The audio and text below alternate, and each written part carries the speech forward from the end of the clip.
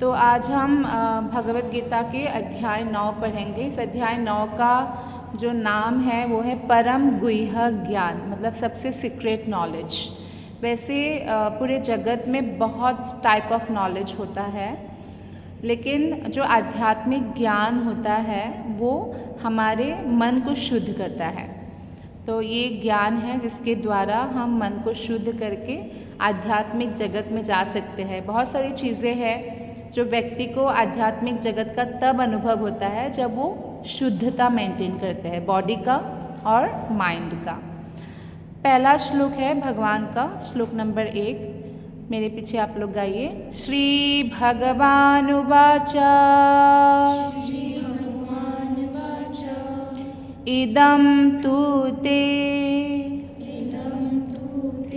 गुह्यतमं प्रवक्ष्याम्य न सूयवे इदं तु ते गुह्यतमं प्रवक्ष्यामि अनसूयवे ज्ञानं विज्ञानसहितं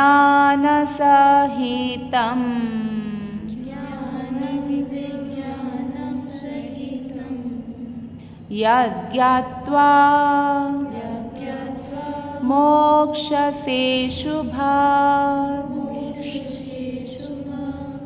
ज्ञानं विज्ञानसहितं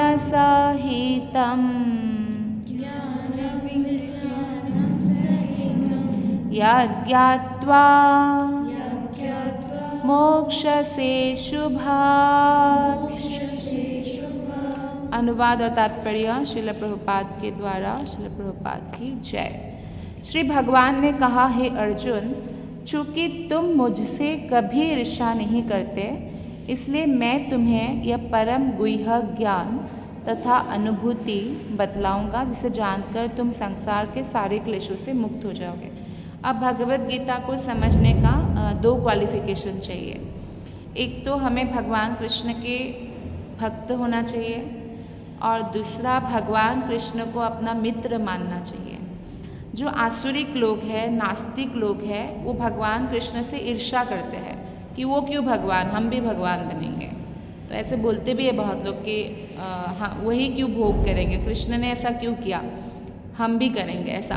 तो ये नास्तिक प्रकृति का विचार है, और ऐसे व्यक्ति को भगवत गीता का ज्ञान कभी समझ नहीं आएगा, क्योंकि वो भगवान से ईर्ष्या करते हैं और भगवान को अपना मित्र नहीं मानते, या भगवान की कहा हुआ जो बात है उसे नहीं सुनते हैं। तो भगवान आगे कहते हैं, ये वाला श्लोक भी बहुत इम्पोर्टेंट है, तो आप प्लीज़ गाइए मेरे साथ। राजविद्या राजगुह्यं पवित्रम् इदमुत्तमम्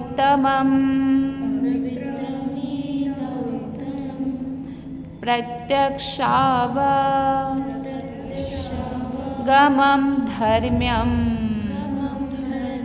सुसुखं कर्तुमव्ययम्।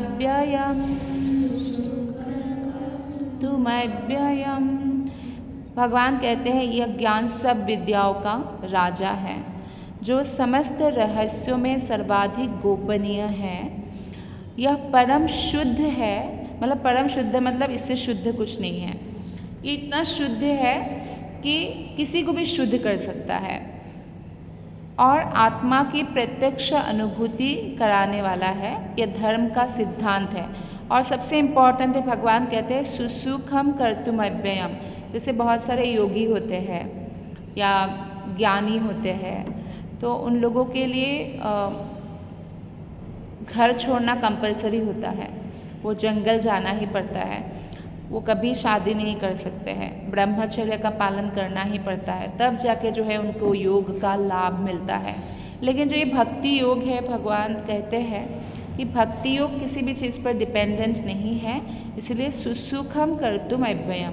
आप लोग स्टूडेंट हो तो भी आप भक्ति कर सकते हो, कल आपका विवाह हो जाएगा तो भी कर सकते हो, या कल आप किसी भी प्रोफेशन में हो आप भक्ति कर सकते हो। हाँ, वो प्रोफेशन कोई पाप कार्य नहीं होना चाहिए। जैसे कि मान लो कोई पाप कार्य के प्रोफेशन में भी हो लेकिन वो भक्ति करेगा तो वो छोड़ देगा, उसका मन ही धीरे धीरे हट जाएगा।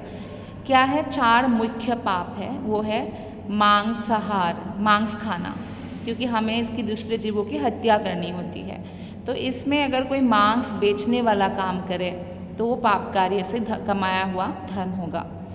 नशा करना है ना, जो नशा है वो पाप वृत्ति में आता है। कोई अगर लिकर का शॉप है, यू नो दैट, है ना, तो ये सब जो है क्या होगा? पाप कार्य से कमाया हुआ धन है। जुआ खेलना, जुआ से अगर कोई धन कमा रहे हैं वो। और वेश्यावृत्ति, यानी कोई अगर प्रॉस्टिट्यूट बन के धन कमा रहे, वो भी पाप वृत्ति से कमाया हुआ धन है। तो इन सब से मन व्यक्ति का हट जाएगा अगर कोई ऐसा कार्य कर भी रहे हैं। लेकिन अगर मान लो कोई अगर वेश्या है और वो भक्ति करना चाहे तो कर सकती है कि नहीं कर सकती है? इस श्लोक के अकॉर्डिंग कर सकती है ना। तो मतलब भक्ति ऐसा है कि कोई भी व्यक्ति अगर उनके मन में दृढ़ता लाए तो वो कर सकते हैं। और भक्ति ही इतना पावरफुल है कि ऑटोमेटिकली वो सारे बुरी आदतों से मुक्त हो जाएगा। जैसे आपके अंदर अगर मान लो क्रोध है, गुस्सा है, या कोई भी ऐसी दूसरों के प्रति बुरी भावना है, लेकिन आप देखो जब आप भगवान के बारे में श्रवण करना शुरू करोगे एंड भगवद गीता आप पढ़ना शुरू करेंगे, या भगवान का नाम हरे कृष्ण कृष्ण कृष्ण हरे हरे, हरे राम राम राम हरे हरे महामंत्र का रोज जप करना शुरू करेंगे तो आपके मन से ये सारे विकार नष्ट हो जाएगा। क्योंकि जो विकार हमारे मन में है उसकी वजह से हमें ही कष्ट होता है। जो दुख हमें मिल रहा है वो इसलिए है क्योंकि हम आत्मा हैं और हमने अपने आप को शरीर मान लिया। शरीर मानने की वजह से दुख है। लेकिन अगर हम आत्मा के लेवल तक आ जाए और हमारा जो प्राइमरी ड्यूटी है भगवान की सेवा वो करें तो हम दुखी नहीं रह सकते। और मान लीजिए आपको सारा समाज मना करते हैं कि नहीं आप भगवान की भक्ति मत करो, लेकिन आपके मन में कोई घुस तो नहीं सकता। आप मन से तो भगवान के प्रति समर्पित हो ही सकते हो। तो इसमें एक्चुअली कोई बहाना भी नहीं कर सकते भक्ति योग में व्यक्ति। भगवान कहते हैं कि जो भक्ति में श्रद्धा नहीं रखते हैं वो मुझे कभी प्राप्त नहीं कर पाते। कई लोग बोलते कहाँ है तुम्हारे भगवान, भगवान दिखाओ। लेकिन भगवान इतने चीप नहीं है कि वो प्रूफ करने के लिए आपके सामने प्रकट हो जाएंगे। वो सिर्फ भक्त के सामने प्रकट होंगे जो पूरी तरह से शरणागत भक्त होंगे। तो इसीलिए जो अश्रद्धालु है भगवान कहते हैं वो बार बार जन्म मृत्यु के चक्र में वापस आते रहते हैं। तो इस श्लोक में तात्पर्य में श्रील प्रभुपाद जी ने भागवतम का एक श्लोक उद्धृत किया है। यथा तरोड़ मूल निषेचनेन, वृक्ष की जड़ में जैसे पानी देने से, रूट में पानी देने से पूरे वृक्ष को पानी मिलता है, वैसे ही कृष्ण की भक्ति करने से सबकी पूजा हो जाती है। क्योंकि सारे देवी देवता भगवान के अंश हैं। भगवान कहते हैं कि जिस प्रकार सर्वत्र प्रवाहमान प्रबल वायु सदैव आकाश में स्थित रहती है, उसी प्रकार समस्त उत्पन्न प्राणियों को मुझ में स्थित जानो। हम हमेशा भगवान में स्थित रहते हैं और भगवान हम सब भगवान के संतान हैं, भले ही कोई दुष्ट हो या अच्छे हो। जैसे माता का 2 बेटा होता है, एक बदमाश है एक अच्छा है। लेकिन बदमाश वाले को क्या वो नहीं खिलाएगी? खिलाएगी। लेकिन किसको पुरस्कार देंगी, किसको दंडित करेंगी? दंडित मतलब पनिशमेंट किसको देंगे? बुरे वाले। जो बुरे वाले, तो उसको पनिशमेंट नहीं देंगे तो सुधरेगा कैसे अगर नहीं देंगे? तो ऐसे ही भगवान के ही सभी संतान हैं। भगवान के गदा का नाम है कौमुदकी। भगवान नारायण जो गदा धारण करते हैं और वो गदा हमेशा रक्त से वो होता है सना। जैसे देवी का त्रिशूल रक्त लगा हुआ है, किसका रक्त है वो? असुरों का। तो भगवान भी गदा से असुरों को संहार करते हैं। क्योंकि भगवान के हाथों मारा जाता है तो उसका मुक्ति हो जाता है, वो शरीर छोड़ के भगवान के धाम चला जाता है। भगवान या भगवान के जो है भगवान की कृपा है। एक्चुअली मार के भी कृपा करते, बोलते हैं ना मम्मी मार के कृपा करती है। एक बच्चा है, जैसे बेटा पढ़ता नहीं है, बेटी बहुत पढ़ती है, अपने आप ही बोलती है मम्मी मेरा कल एग्ज़ाम है, थोड़ा मुझे किचन में मत बुलाओ, धीरे धीरे बोलो, लाइक दैट। और बेटा को एग्ज़ाम के लिए पढ़ना लिखने से कोई मतलब नहीं है, तो मम्मी ने मान लो उसको मारा कि पढ़, तो पढ़ने की वजह से वो क्या हो गया, पास हो गया। तो बाद में उसको समझ में आएगा कि मार मार के जो मुझे पढ़ाया तब जाके मैं इतना पढ़ लिख गया, नहीं तो अगर मुझे नहीं मारते तो शायद मुझे मजदूरी करना पड़ता कहीं, है ना। तो इस तरह से आत्मा जब मुक्त होते हैं तो उनको समझ में आते हैं। तो असुरों को भगवान हमेशा दंडित करते हैं और भक्तों को पुरस्कृत करते हैं। तो भगवान कहते हैं कि भगवान कहते हैं कि मेरी इच्छा से ही ये संसार बार बार प्रकट होता है और अप्रकट होता है। मया अध्यक्षेन प्रकृति सूयसे सचराचरम। ये जितनी भी शक्तियाँ हमें दिखती है, जैसे हमारे अंदर कोई सामर्थ्य है, बुद्धि है, वो सब एक्चुअली भगवान के कारण है। भगवान से हम शक्ति प्राप्त करते हैं। और ये जितना भी चीज़ें उत्पन्न होती है, कई बार हम बोलते हैं ना कि सृष्टि का कारण कौन है, ब्रह्मा जी ने सृष्टि किया है। लेकिन ब्रह्मा जी सेकेंडरी क्रिएटर है, प्राइमरी क्रिएटर भगवान श्री कृष्ण है। ब्रह्मा का जन्म कृष्ण के नाभि कमल से हुआ। वैसे तो ब्रह्मा की माता लक्ष्मी माता है, लेकिन लक्ष्मी माता के उदर से जन्म नहीं हुआ। किसके उदर से हुआ, नारायण के उदर से हुआ, है ना। तो इसलिए भगवान कहते हैं, ये श्लोक भी बहुत इम्पॉर्टेंट है। कई लोग भगवान कृष्ण को, राम को मनुष्य मानते हैं, ये तो ह्यूमन बीइंग है, थोड़ा पावरफुल होंगे किसी कारणवश। राम जी का जो समुद्र के ऊपर जो उन्होंने वो बनाया ब्रिज, वो अभी मिला भी है अवशेष, फिर भी वो लोग राम जी को नहीं मानते। भगवान श्री कृष्ण का द्वारका अवशेष भी मिला। और हमारे शास्त्र का हर बात इतना सटीक है कि वो ग्रह नक्षत्र के अवस्थान के हिसाब से कब राम जी का प्राकट्य है, कब कृष्ण जी का है, सब कुछ परफेक्टली बताते हैं। और फिर भी जो है नहीं मानने वाले कभी भी नहीं मानेंगे, है ना। तो भगवान इनके लिए कह रहे हैं, अवजानन्ति मामूढ़ा मानुषीं तनुमाश्रितं परम भावम अजानन्तो मम भूत महेश्वरम। जब मैं मनुष्य रूप में अवतरित होता हूँ तो मूर्ख मेरा उपहास करते हैं, वे मुझ परमेश्वर के दिव्य स्वभाव को नहीं जानते। आप सबको मालूम है कि कृष्ण शांति दूत बनकर दुर्योधन के पास गए थे। क्यों गए थे, कौन बताएंगे। और कृष्ण शांति दूत बन के गए थे ना, दूत बन के गए थे युद्ध को रोकने के लिए, कि महाभारत का युद्ध ना हो। अर्जुन और सारे पांडवों को 5 गांव दे दो, 5 गांव में ही संतुष्ट रहेंगे। हालांकि उनको तो 5 राज्य देना चाहिए, लेकिन कोई बात नहीं। लेकिन फिर भी दुर्योधन ने क्या कहा था कि सुई के नोक में आने वाला जितना मिट्टी है ना, उतना भी नहीं दूंगा। तो ये तो लड़ने वाली बात हो गई ना। आप पूरे पृथ्वी के राजा हो, उसमें से 5 गांव, कितना छोटा छोटा गांव है, वो भी देने के लिए तैयार नहीं। तो भगवान श्री कृष्ण इसलिए गए क्योंकि पांडव लोगों को बताने के लिए कि ये कैसे भी नहीं मानेगा, इसका मृत्यु होना ही पड़ेगा, क्योंकि ये क्या है, दुराचारी है।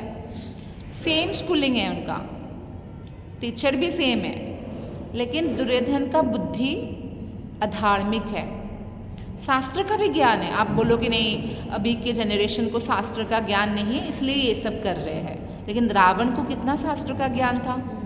हिरण्यकशिपु जो प्रहलाद के पिता थे, उनको शास्त्र का ज्ञान था। तो इनको भी शास्त्र का ज्ञान है, लेकिन शास्त्र का ज्ञान होने से ही हर कोई उसको प्रैक्टिस नहीं कर सकता है, उसको अपने नेचर को भी चेंज करना होता है। तो इसीलिए अब भगवान के भक्त बनना होता है। तो यहाँ पे भगवान कह रहे हैं कि अच्छा, दुर्योधन भी भगवान कृष्ण को भगवान नहीं मानते थे। मानते तो ऐसा थोड़ी करते कि भगवान को बांधने चले, क्योंकि वो भगवान को ऐसे लोग बोलते थे, फिर भी उनको कन्फ्यूजन था, वो मनुष्य मानते थे। तो ऐसे ही बहुत सारे लोग हैं जो भगवान कृष्ण को मनुष्य मानते हैं। भगवान कहते हैं वे मेरा उपहास करते हैं, ये मूर्ख होते हैं, ऐसे भगवान भगवद गीता के 9 चैप्टर में कह रहे हैं। श्लोक नंबर आगे बताते हैं भगवान 12 में बताते हैं, जो लोग इस प्रकार मोहग्रस्त होते हैं वे आसुरी तथा नास्तिक विचारों के प्रति आकृष्ट रहते हैं। आप देखिए ऐसे बहुत सारे लोग होंगे जो इस बात को मतलब साबित करने के पीछे रहते हैं कि भगवान नहीं है। आप भगवान को मानो, वो बोलेंगे नहीं है भगवान। क्यों नहीं है उसके ऊपर। तो ये नास्तिक विचार उनको क्या है, उनका दुर्भाग्य है, और इसीलिए उनके सारे जो अनुशीलन है मुक्ति का, ये सब उनका निष्फल हो जाता है, भगवान कहते हैं।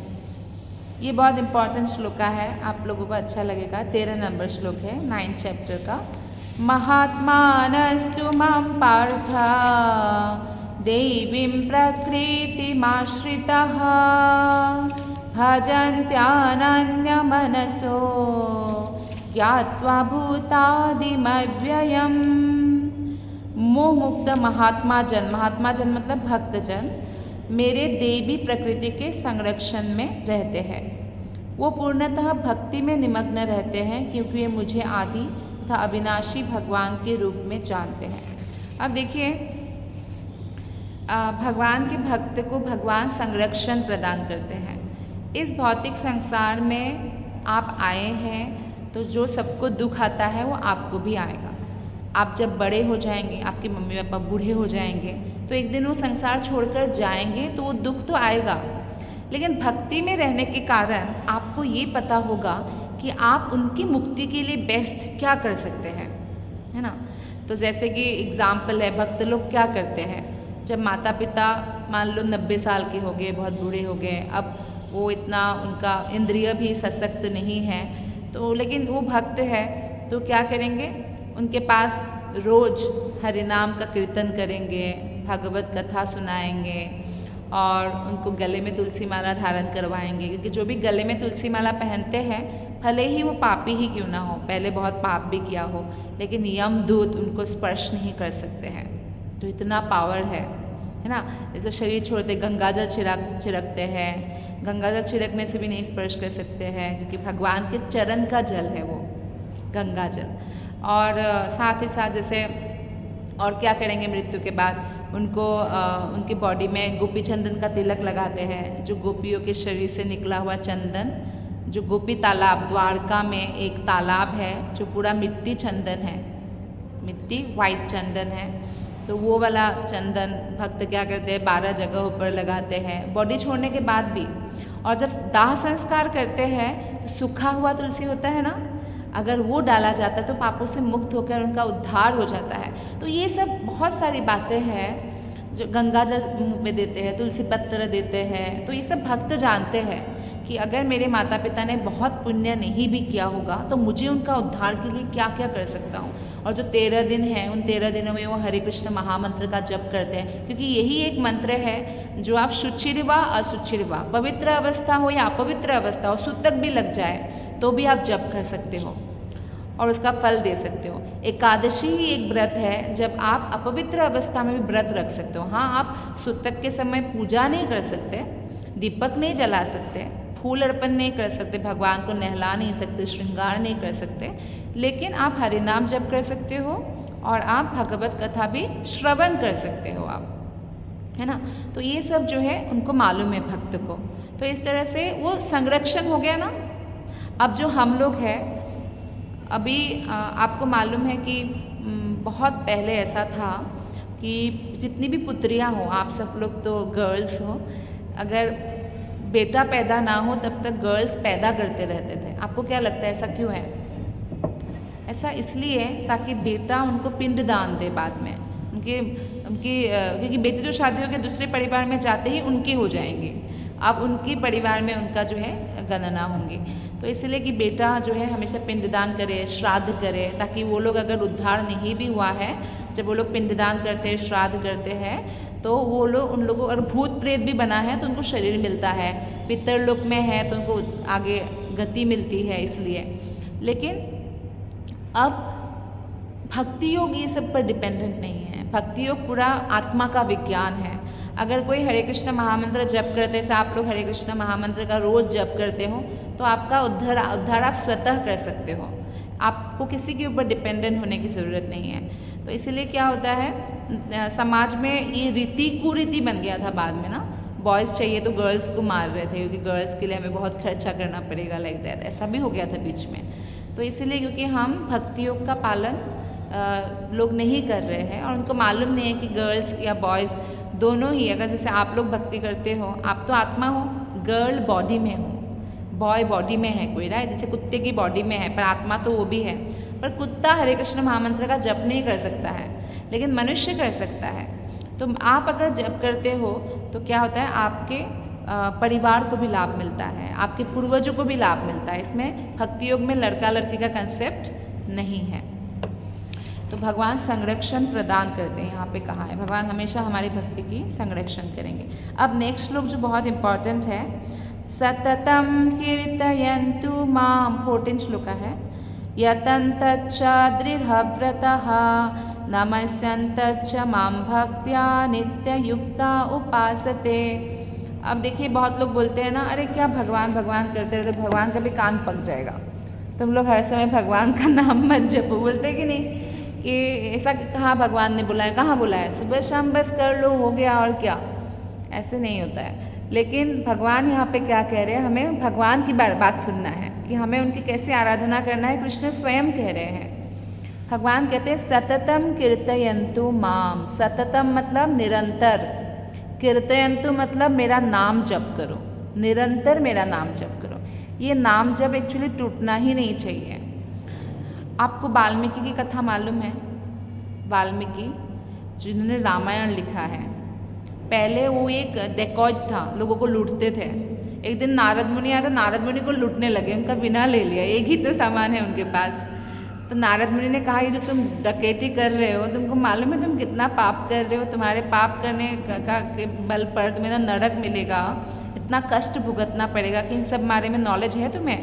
तो बोलते हैं तो क्या हुआ, परिवार वाले भी तो पाप बांटेंगे, वो लोग भी तो मेरा कमाया हुआ खा रहे। तो नारद मुनि बोल रहे हैं नहीं बांटेंगे, वो तुम कर्म कर रहे हो, तुम्हारा तो कर्तव्य है परिवार को खिलाना, जाओ पूछ के आओ। तो नारद मुनि को बांध के गए, कितनी भागने जाना, मैं पूछ के आता हूँ। सबको पूछा, मम्मी पापा हैं, मना कर दिया, सबने मना कर दिया। बीबी बोला कि नहीं तुम्हारा कर्तव्य है, तुम कैसे भी कमा के लाओ, हम क्यों पाप का हिस्सा लेंगे, हम नहीं लेंगे। तो बहुत हार्ट ब्रोकन हो गए। तो आके बोलते कोई मेरे पाप का हिस्सा, मैं उनके लिए दिन रात कमाता हूँ, इतना मेहनत करता हूँ, तो आप मुझे बताइए कि पापों से मैं कैसे मुक्त हो सकता हूँ। तो नारद मुनि ने कहा आप राम का नाम जप करो।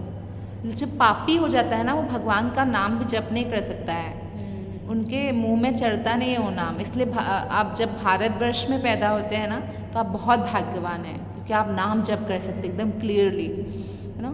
तो नहीं कर पा रहे हैं, आम आम आम। तो नारद मुनि ने बोला ठीक है तुम मरा बोल सकते हो, मार काट तो करता ही हूँ मैं, मरा बोल सकता हूँ, तो ठीक है मरा बोलो।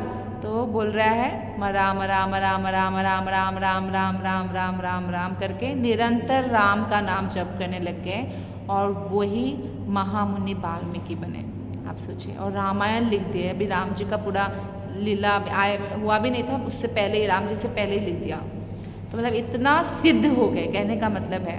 तो भगवान का नाम, भगवान कहते हैं निरंतर जप करो। और देखो हम लोगों में से जैसे टीचर्स सबको पढ़ाते हैं कॉलेज में, नोट्स सबके पास है, बुक सबके पास है, लेकिन जो पूरा पूरा पढ़ते हैं ना वही टॉपर बनते हैं। तो इस तरह से हमारे पास पूरा नोटबुक है, ये नोटबुक है हमारा, बुक है हमारा, और हमें क्लास भी मिल रही है, लेकिन जो जितना श्रद्धा से इसको फॉलो करता है ना, उसको उतना लाभ मिलता है। तो इसलिए भगवान कहते हैं सततम कीर्तयन्तु माम, मेरे महिमा का नित्य कीर्तन करते हुए दृढ़ संकल्प के साथ प्रयास करना होगा। मन नहीं करेगा, मन तो करेगा वीडियो देख, कुछ 10 सेकंड्स वाला वीडियो देख लो मोबाइल में, कौन भागवत गीता पढ़ेगा, ऐसा नहीं। आपको दृढ़ संकल्प होना पड़ेगा कि मैंने ये संकल्प लिया है कि डेली इतना समय मैं भगवान के लिए निकालूंगी। आप जिसके लिए समय निकालोगे उसके साथ आपका संबंध भी दृढ़ हो जाएगा। तो इस तरह से भक्ति भाव से निरंतर हमें भगवान की पूजा करना चाहिए।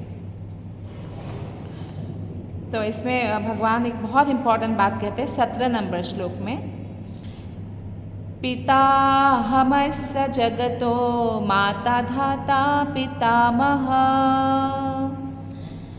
वेद्यं पवित्रमोंकार ऋक्सामाय जुरेव च।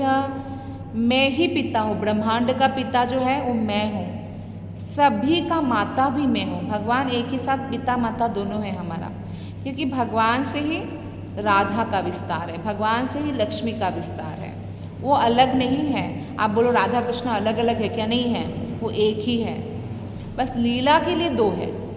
तो इसलिए वही माता है और वही हमारे पिता भी है। भगवान कहते हैं कि जानने योग्य अगर कुछ है तो मैं हूँ।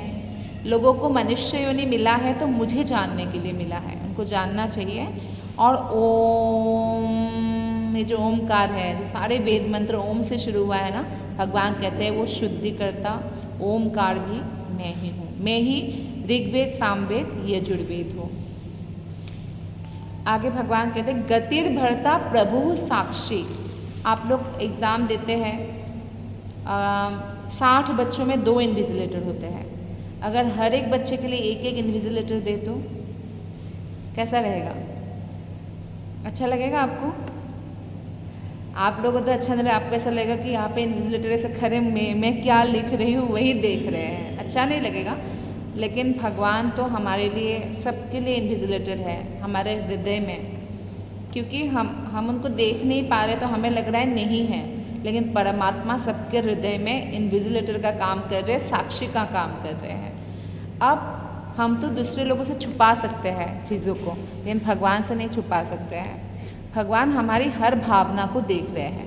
आपने कभी देखा, जैसे आप रास्ते से जा रही है, कोई एक पुरुष व्यक्ति जो है, लड़का या कोई भी, आपको गलती से आपको ऐसे टच हो गया, मतलब जाते समय ऐसे टच हो गया और उन्होंने आपको सॉरी बोला, सॉरी, तो आप उनको माफ़ कर देते हैं ना गलती से। लेकिन जानबूझ के करते हैं तो आप भी तो डांटेंगे उसको कि जानबूझ के कर रहे हैं, राइट, गलत।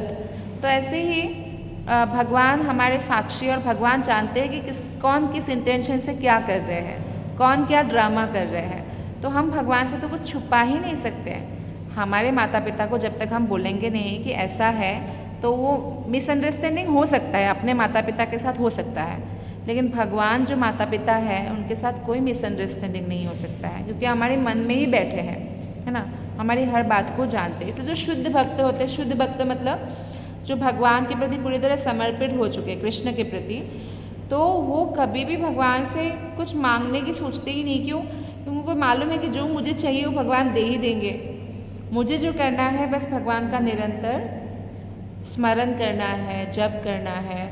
भगवान ये कहते हैं कि मैं ही पालन करता। भगवान चींटी को भी पालन करते हैं, हाथी को भी करते हैं, ब्रह्मा जी का भी पालन भगवान कर रहे हैं। मैं ही स्वामी हूँ, मैं ही सबका आश्रय हूँ और अत्यंत प्रिय मित्र। सुहृद मतलब प्रिय मित्र। अगर हमने भगवान को मित्र मान लिया, मानते नहीं है ना, इसलिए फल नहीं मिलता। जो लोग मानते नहीं है भगवान, उनके लिए चुप है, बैठे तो हृदय में है पर चुप है, इंटरफेरेंस नहीं करते हैं। जैसे हमारे यहाँ पे बहुत लोग बिना मांगे भी उपदेश देने आ जाते हैं ना, कि सलाह देने आ जाते हैं, लेकिन भगवान नहीं ऐसे इंटरफेयर नहीं करेंगे। लेकिन हम भगवान को पूछेंगे कि भगवान मैं इस मुसीबत में फंस गई हूँ, क्या करना चाहिए। हमें लगता है भगवान रिप्लाई नहीं करेंगे, लेकिन भगवान करते हैं। आपको कहीं ना कहीं से वो रास्ते से ऐसे निकाल के ले जाएंगे। एक मुसीबत में आप फंसे और 1-2 साल बाद आपको पता चला कि अरे भगवान ही निकाल के लाए, लाइक दैट। तो ऐसे है भगवान कृष्ण। भगवान कहते हैं कि मैं ही ताप प्रदान करता हूँ। हमारे शास्त्र में बताया गया है कि भगवान के डर से ही सूर्य चंद्र सब समय से सब कार्य होता है। पूरे जगत में सारे देवतागण भगवान की इच्छा से करते हैं। आगे भगवान बताते हैं कि बहुत सारे लोग जो है स्वर्ग जाने का प्रयत्न करते हैं, क्योंकि स्वर्ग और नरक 2 ही पता है उनको। वैकुंठ जगत के बारे में बहुत लोगों को पता ही नहीं है। तो बोलते हैं कि लोग स्वर्ग जाने के लिए जो है बहुत सारा पुण्य कमाते हैं, लेकिन अनन्या चिंतयन्तु माम, जो लोग अनन्य भाव से, अनन्य मतलब क्या है, अन्य नहीं, केवल भगवान कृष्ण, अन्य देवता की वो पूजा नहीं करते। इसका मतलब ये कि ये नहीं है कि अन्य देवता की वो अनादर करते हैं, अनादर नहीं करते हैं, लेकिन वो जानते हैं कि भगवान कृष्ण के भक्त अपने भक्तों से भी बाकी देवताओं को ज़्यादा प्रिय होते हैं। जैसे काली माता, काली माता की कथा भागवत पुराण में आता है। काली माता के कुछ भक्त थे जो चोर थे। अब चोर उचक के ना भगवान कृष्ण की भक्ति नहीं करेंगे, उनको मालूम है जब मांगेंगे तो नहीं मिलेगा, क्योंकि पिता है ना, पिता गलत चीज़ नहीं देंगे। लेकिन देवता लोगों का ये धर्म है कि अगर उस विधि से पूजा किया है तो आपको देना चाहिए, तो वो अपना धर्म पालन करते हैं। तो काली माता के भक्त थे, तो एक जड़भरत नाम का बहुत बड़ा कृष्ण भक्त था, उसको पकड़ के ले गए बलि देने के लिए। पहले नर बलि देते थे कुछ ऐसे, तो नर बलि देने ले गए। अब काली मैया को ना सहन नहीं हो रहा है ये देखकर, वो अपने मूर्ति को फाड़ कर, पत्थर का मूर्ति फट गया, वहाँ से प्रकट हो गई और अपने यक्षिणी पिशाचिनी उन लोगों के साथ और अपने ही भक्तों को मार दिया। जड़भरत को नहीं मारा, जड़भरत की रक्षा की। मतलब देवता लोगों को कृष्ण भक्त इतने प्रिय होते हैं, अपने भक्तों से भी ज़्यादा प्रिय होते हैं। वो अपने भक्तों को दंडित करेंगे अगर वो वैष्णव को सताएंगे, क्योंकि वो स्वयं वैष्णव और वैष्णवी है। महादेव वैष्णवानाम यथा शंभु, वैष्णवों में श्रेष्ठ वैष्णव है, गुरु है वैष्णवों का महादेव शिव जी। ऐसे ही माता का भी नाम है, दुर्गा माता का क्या नाम है? वैष्णवी। वैष्णवी मतलब जो विष्णु की उपासक है। तो इसलिए वो लोग जानते हैं, जानकर अनन्य भाव से भगवान का ध्यान करते हैं, बोलते हैं निरंतर मेरी पूजा करते हैं। और ये वाला श्लोक बहुत इंपॉर्टेंट है, योगक्षेमम वहाम्यहम्, जो आवश्यकता होती है मैं पूरा करता हूँ। कृष्ण कहते हैं उनकी कोई ज़रूरत है ना, मैं जानता हूँ, मैं पूरा करता हूँ, और जो उनके पास है उसकी मैं रक्षा करता हूँ। ठीक है, अब आप देखो इसमें एक कथा है और एक ट्रू स्टोरी है, सच्ची घटना है। ये वाला श्लोक आपने देख लिया, कौन सा नंबर श्लोक है? 22। तो एक ब्राह्मण और ब्राह्मणी थी, कृष्ण भक्त थे ब्राह्मण, तो बहुत गरीब थे, बहुत सुदामा बहुत गरीब थे, बहुत गरीब थे। खाने को भी कई बार, क्योंकि ब्राह्मण लोग अपना धर्म पालन करते हैं, कथा करेंगे, कथा से जो मिलेगा उतना ही और नहीं कुछ करेंगे ऐसा। तो फिर ब्राह्मण ने कहा कि हमारे घर में इतना अभाव क्यों है?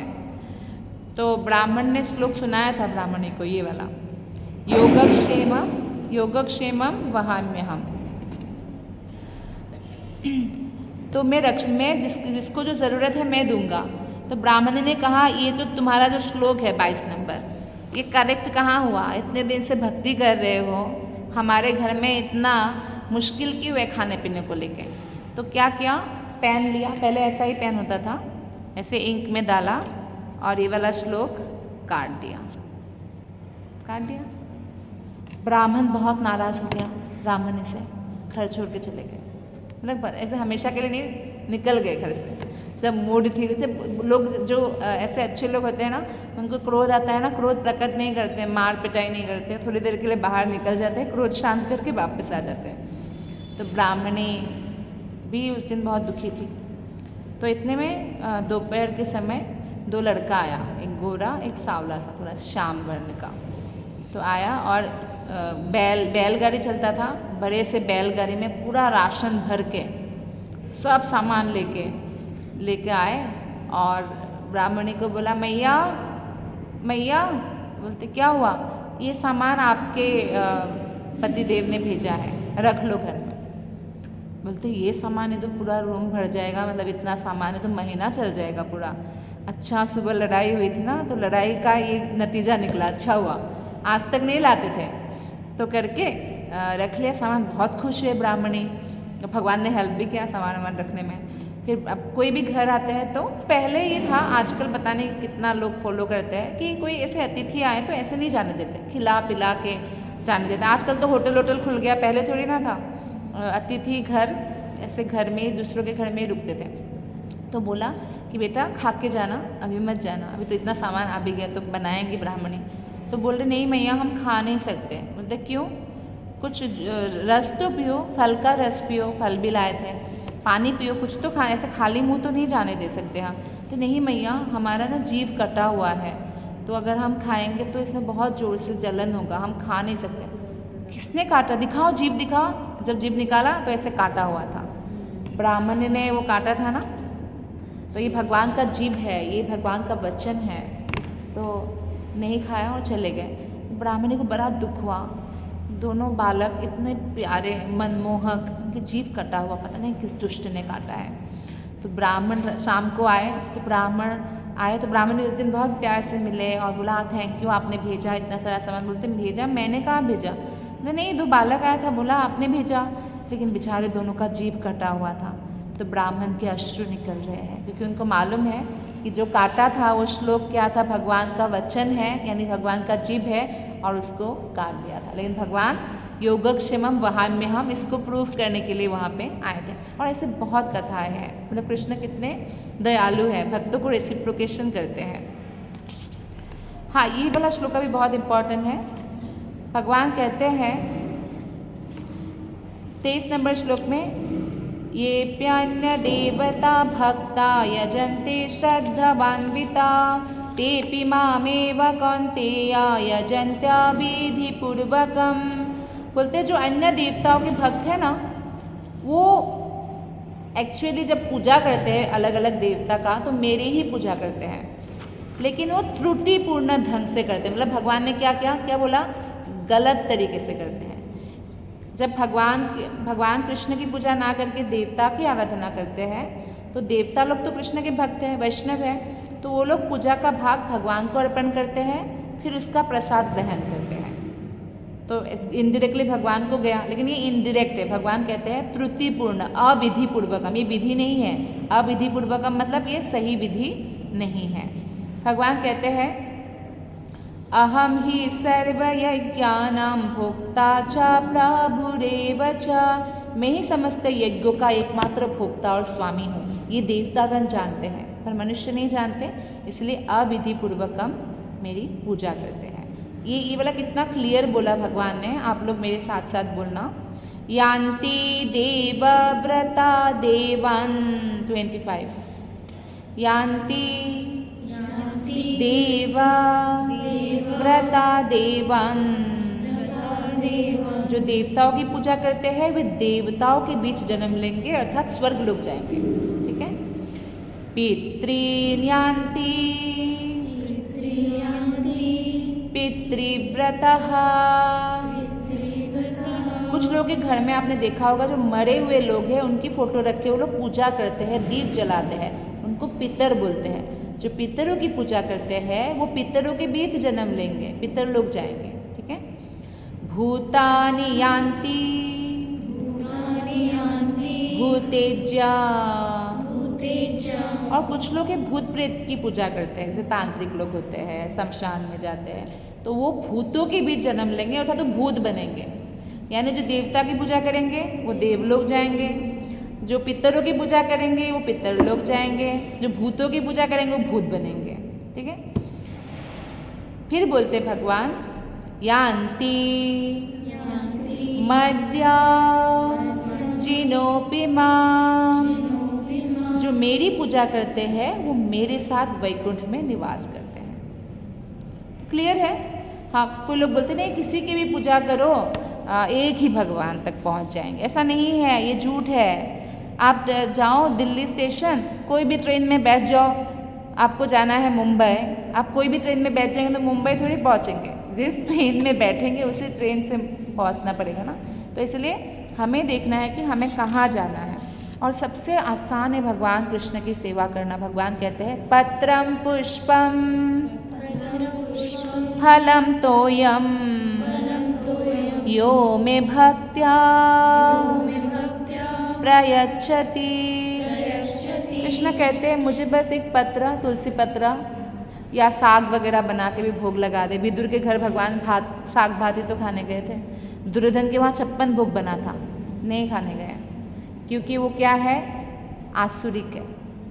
विदुर भक्त है, बोलते हैं कोई भक्ति के साथ मुझे एक पत्र, पुष्प, फल या जल प्रदान करे, मैं उसे स्वीकार करता हूँ। तो भगवान कृष्ण की भक्ति करने के लिए गरीब से गरीब व्यक्ति भी जल अर्पण तो कर ही सकता है, फूल भी दे सकता है, कहीं से यहाँ पे फूल उगा सकते हैं, एक केला खरीद सकता है फल में। तो यानी कोई भी भक्ति कर सकते, भक्ति करना बहुत आसान है।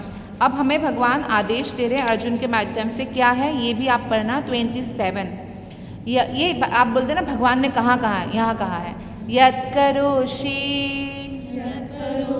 यदश्नासि यज्जुहोषि ददासि यत् तपस्यासि कौन्तेय तत्कुरुष्व मदर्पणम। मेरे साथ आप लोग बोलना, हे कुंती पुत्र, तुम जो कुछ करते हो, जो कुछ खाते हो, जो कुछ अर्पित करते हो या दान देते हो, और जो भी तपस्या करते हो उससे मुझे अर्पित करते हुए करो, उससे मुझे अर्पित करते हुए। तो ये कौन कह रहे हैं? कृष्ण। जो कुछ खाते हो, मतलब हम खाने से पहले भगवान को भोग लगाना चाहिए। अभी आप हॉस्टल में हैं तो आपको जैसे ही मिलता है ना आहार, आप सबसे पहले भगवान को भोग लगाइए। अभी क्योंकि सब लोग तो भोग लगा के खाने का भी प्रैक्टिस वो वाला मंत्र से नहीं कर रहे हैं, तो आपको मैं बहुत आसान तरीका बताती हूँ। आपके पास थाली आता है, उसमें बहुत सारा सामान बिना प्याज लहसुन का होता है, अगर आप प्याज लहसुन खा भी रहे हो, कि प्याज लहसुन भोग नहीं लगता। रोटी है, सलाद है, चावल है या खीर है, ऐसी चीज़ें। तो आप उन चीज़ों में मन से अर्पण करो तुलसी पत्र, और आप भगवान का नाम लो, ओम श्री विष्णु श्री विष्णु श्री विष्णु बोलो, ओम श्री विष्णु श्री विष्णु श्री विष्णु, और भगवान को प्रार्थना करें कि इसको आप ग्रहण करें। फिर आप ग्रहण करो, ऐसा आप प्रैक्टिस करो। धीरे धीरे प्रैक्टिस करते करते आप लोग तो भोग लगाते हो ना मंत्र से, तो फिर बाद में आप मंत्र से भोग लगाने लगोगे। फिर आपका अपने आप जो है मन करने लगेगा, आपको ज़बरदस्ती करने की ज़रूरत नहीं है पड़ेगी। तो भगवान खुद कहते हैं कि तुम जो कुछ करते हो मुझे अर्पित करते हुए करो। मान लो आपको नया कपड़ा दिया किसी ने, आप पहले कृष्ण को अर्पण करो। एक छोटा बच्चा था, उसको खिलौना देना, क्योंकि वो भक्त है कृष्ण का मम्मी पापा, तो खिलौना ले जाके पहले गोपाल के सामने रखेगा कि पहले आप खेलो फिर मुझे देना प्रसाद। तो चॉकलेट भी मिले तो पहले गोपाल को देगा, चॉकलेट आप खाओ फिर मुझे प्रसाद देना। तो ऐसी भावना होना चाहिए, जो भी हमें मिला आप मन से भगवान को अर्पण करो। कुछ भी खाते हो, जो कुछ अर्पित, दान देते समय भी हमें भगवान कृष्ण के लिए दान देना चाहिए। हम मंदिर जाते दर्शन करने, आप स्टूडेंट है, ज़्यादा पैसा नहीं है, 1 रुपया दे दो, 10 रुपया दे दो, आप कुछ मंदिर में डोनेट करो। इससे क्या होगा ना, आप भगवान के प्रसाद वगैरह में आपका जो है थोड़ा 1 रुपया भी चला गया तो उससे आपको लाभ मिलेगा। तपस्या करो तो कैसे तपस्या करो? कृष्ण के लिए एकादशी व्रत रखना या जन्माष्टमी का व्रत रखना आदि, ये तपस्या है, या हरिनाम जप करना तपस्या है। तो भगवान कहते हैं कि इस तरह तुम कर्म के बंधन से मुक्त हो जाओगे अर्जुन, और मेरे पास आ सकोगे। तो यहाँ पे हम देखते हैं कि भगवान श्री कृष्ण हमें ये आदेश देते हैं, और भगवान कहते हैं कि कोई अगर कृष्ण भक्ति में है और मान लो अभी वो बुरी आदतों से मुक्त नहीं हुए हैं, अपि चेत्सु दुराचारो भजते माम अनन्य भाग, साधु रेव समन्तव्य, वो फिर भी साधु मानना चाहिए उनको। क्यों? क्योंकि उनका मन कृष्ण में लगा हुआ है ना।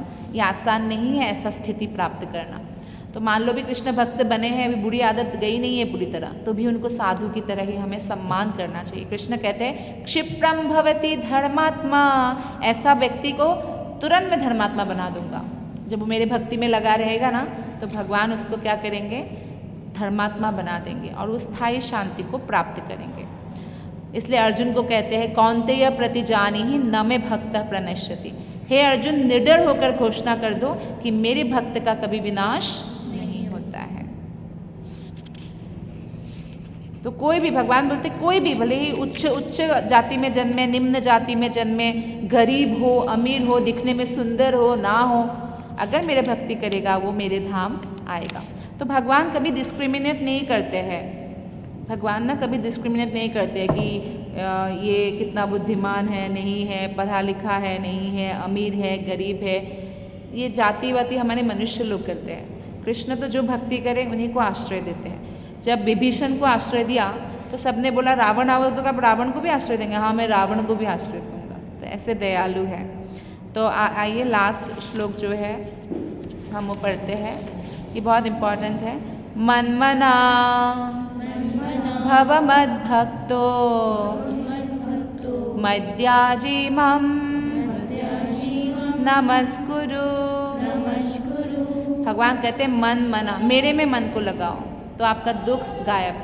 कृष्ण में मन है जितना, उतना दुख हमारे जीवन में कम है, क्योंकि मन नहीं है वहाँ। जैसे हम यहाँ बैठे हैं, पास से कोई गुजर जाए, हमारा मन वहाँ नहीं है तो हमें पता नहीं चलेगा कौन गए इधर से।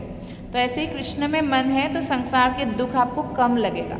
और ज़्यादा मन है तो बिल्कुल नहीं लगेगा।